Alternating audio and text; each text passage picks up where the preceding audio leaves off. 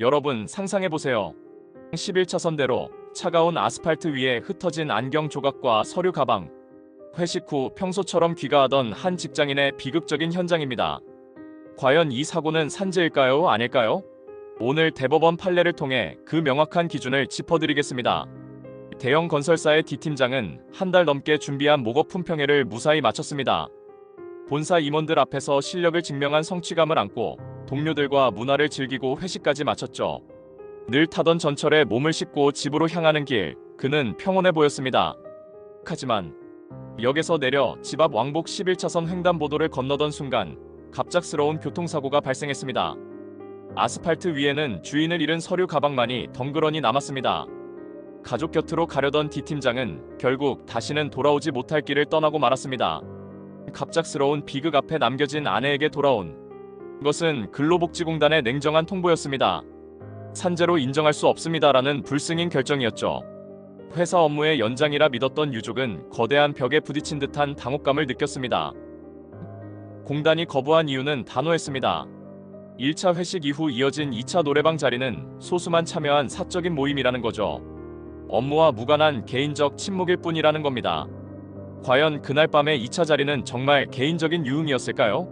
사고를 당한 D팀장은 현장의 안전을 총괄하는 책임자였습니다. 그는 3월부터 한 달이 넘는 시간 동안 본사 임원들이 참석하는 중요한 행사인 목업 품평회에 팀의 사활을 걸고 매진해왔습니다. 그날의 회식은 그 노력의 마침표였던 셈입니다. 그날은 행사의 연속이었습니다. 오후 1시 품평회가 끝나고 곧바로 회사가 주관한 문화행사인 볼링이 이어졌죠. 그 직후 시작된 1차 회식에는 현장 직원 23명 전원이 참석했습니다.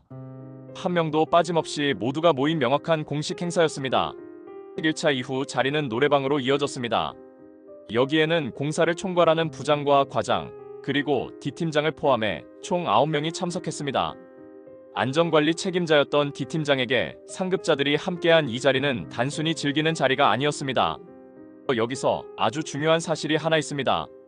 1차 회식비는 물론 9명이 간 노래방 비용까지 모두 회사 법인카드로 결제되었다는 점입니다. 이 영수증 한 장은 이 모임이 사업주의 지배관리 하에 있었다는 결정적 암시를 담고 있습니다. 사고 직전 D팀장의 행동도 보십시오. 그는 평소 회사의 지침대로 대중교통을 이용해 귀가하고 있었습니다. 회사의 권고를 충실히 따르며 안전하게 집으로 향하던 중 집 근처 횡단보도에서 참변을 당한 것입니다. 유족은 산재를 인정받기 위해 법원에 소송을 제기했습니다. 하지만 현실은 냉혹했습니다. 1심에 이어 2심 재판부까지 연속으로 유족의 청구를 기각했습니다. 두 번의 패소, 유족이 느꼈을 절망감은 이루 말할 수 없었을 겁니다. 당시 법원은 인원수에 집착했습니다. 전체 23명 중 겨우 9명만 노래방에 갔다는 점을 문제 삼았죠. 참석 인원이 적으니 강제성 없는 사적 모임이다. 법원은 형식을 앞세워 이 사고를 업무 밖의 일로 결론지었습니다. 하지만 여러분 생각해보세요. 상사가 주도하는 2차 자리를 팀장이 거절하기가 쉬울까요? 인원수가 적다고 정말 사적 모임일까요? 형식은 자율일지 몰라도 실질적으로는 거부하기 힘든 업무의 연장이었다는 걸 우리 직장인들은 모두 압니다. 두 번이나 벼랑 끝에 몰렸지만 유족은 포기하지 않았습니다. 남편의 죽음이 헛되지 않도록 마지막 희망을 걸고 대법원의 문을 두드렸습니다. 그리고 2020년 봄 모두를 놀라게 한 반전이 시작됩니다. 2020년 3월 26일 대법원은 원심의 판단을 완전히 뒤엎습니다. 바로 원심 파기환송 판결을 내린 것이죠. 다시 심판하라는 대법원의 준엄한 명령은 유족에게는 한 줄기 빛과 같은 소식이었습니다. 대법원은 연속성에 주목했습니다. 품평회라는 업무부터 볼링 행사, 그리고 1차, 2차 회식까지 이 모든 과정이 하나의 흐름으로 이어진 공식 행사라고 본 것입니다. 2차 자리만 뚝 떼어서 사적 모임으로 치부할 수 없다는 논리입니다. 가장 결정적인 이유는 역시 법인카드였습니다. 회사가 비용을 전액 부담했다는 사실은 이 회식이 사업주의 지배관리 아래 있었다는 명확한 물적 증거가 되었습니다. 작은 영수증 한 장이 법적 진실을 가르는 핵심 열쇠가 된 것입니다. 마지막으로 D팀장이 평소 경로를 충실히 지켰다는 점도 인정되었습니다. 엉뚱한 곳에 들르지 않고 회사가 권고한 대로 대중교통을 이용해 집으로 가던 중이었기 때문입니다. 이 모든 정황이 산재를 가리키고 있었습니다.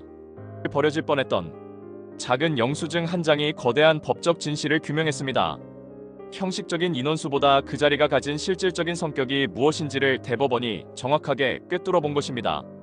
상식이 승리한 순간이었습니다. 법은 차갑게 느껴지지만 사실은 정확한 증거를 통해 사람을 보호합니다. 이번 판결은 법이 단순히 종이 위의 글자가 아니라 우리 삶의 구체적인 진실을 지켜주는 따뜻한 힘이 될 수 있음을 보여주었습니다. 혹시 비슷한 아픔을 겪고 계신가요? 산재 신청을 거절당해 막막하신가요? 절대 포기하지 마십시오. 올바른 증거를 모으고 정확한 법리를 세운다면 억울한 상황은 반드시 바로잡을 수 있습니다. 어려움이 있다면 언제든 문을 두드려 주세요. 감사합니다.